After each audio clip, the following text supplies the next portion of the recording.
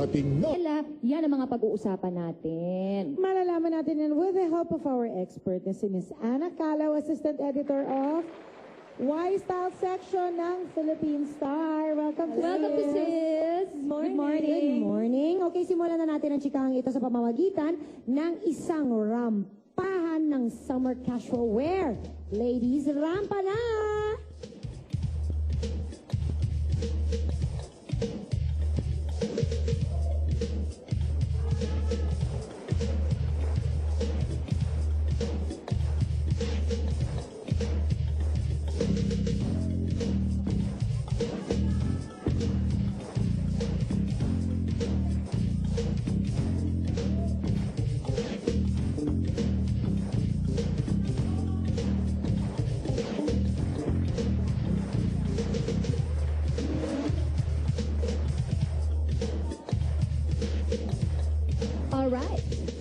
Alright, ladies.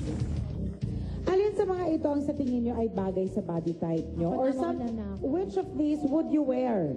Si Camille talaga. Pero sige, since Hindi, gusto kasi mo kami muna ni ni Shay. Camille, Oo. napag-usapan namin, parang yung white. Okay. Alam mo yung Bagay yun oo, sa akin. sexy, pero hindi siya fit sa body mo. So, Oo, hindi kita yung mga bilbil. Oo, yung parang hindi naman masyadong revealing pero sexy yung dating. Oo, parang pero ganyan. siguro, hindi ko makakalimutan yung shorts ko or yung pantalon ko. Pwede ka dyan mag-leggings. Oo. Yung mga Oo. ganyan. Pero ito kasi siguro pag marapa ka na sa beach. Sa beach! Yes. Pantalon ka pa sa beach. Kasi naka-swimsuit siya eh. Oo.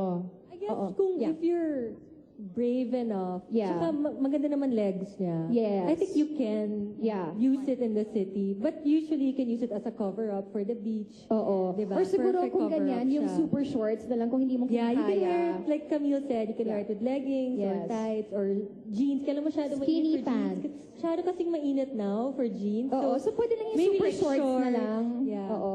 Sige, Si Glidel. Glidel. Ako yung white din. Yung white Gusto ko rin din. yung white. Bakit?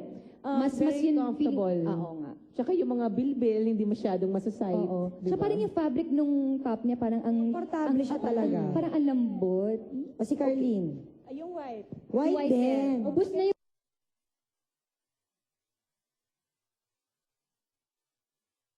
White. White saka yung yung nasa gitna yan. Parang Okay, jumper yan sa style. akin. Pwede Okay, rin. pwede rin. Ako yung Oo. white din, tsaka yung white na slippers nung nasa gitna. maganda yun. Perno. Okay. Para talagang comfy. Tess ba? Ako yung gitna. Cutie-cutie yung gitna. Youngish. Oo. I think yung white pwede as is kung sa gabi.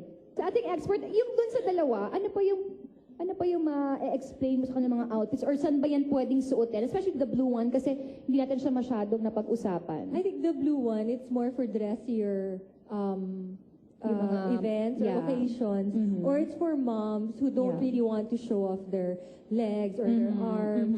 I think it's sexy because you have a belt that shows off your waist. Yeah. Tapos hindi naman siya form-fitting but it's a bit sexy. And then it's a V-neck.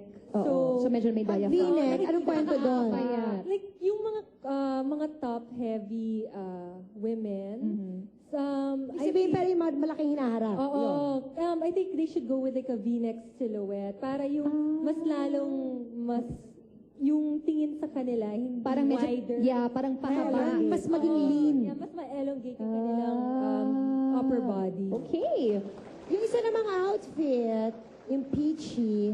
Yung pink, it's really Pink ba yan? Oo. Parang pink, parang salmon pink. Magets na. Parang salmon. If you want, if you really want to look casual, you Cute nga eh. yeah, di ba? Pang ano siya. Kung gusto mo if you want to look like your daughter siguro or Okay lang kaya kung... teenager, pero pwede rin siya suotin ng mom. Pwede rin. Huwag ka naman bata-bata ang Suotin acting. mo siya imbis na red shirt sa loob, a white t-shirt or a tank top. medyo Di ba? i-tone Para hindi down mo masyadong na. makulay, pero summery pa rin. Oo. Okay. Okay. Ang mga casual wear na suot ng ating mga models ay mula sa Levi's.